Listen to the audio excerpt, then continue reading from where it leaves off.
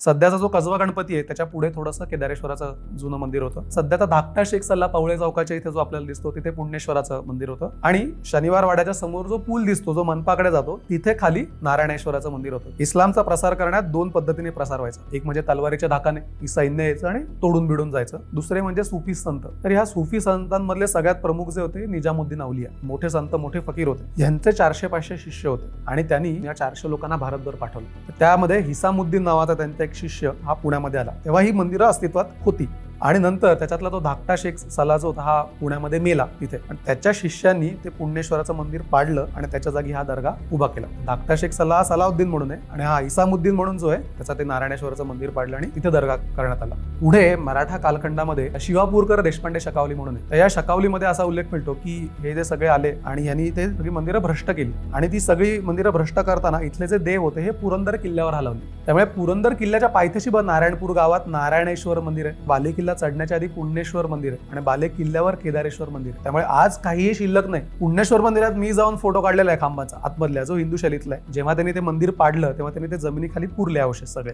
आणि कधी एकदा बिल्डिंग बांधायला पाया खणला असेल तेव्हा त्या पायामध्ये सगळ्या मूर्ती सापडल्या ज्या इतिहास संशोधक मंडळात ठेवल्या. तेवढंच काय ते आपल्याला अवशेष दिसतात जुन्या पुण्याचे.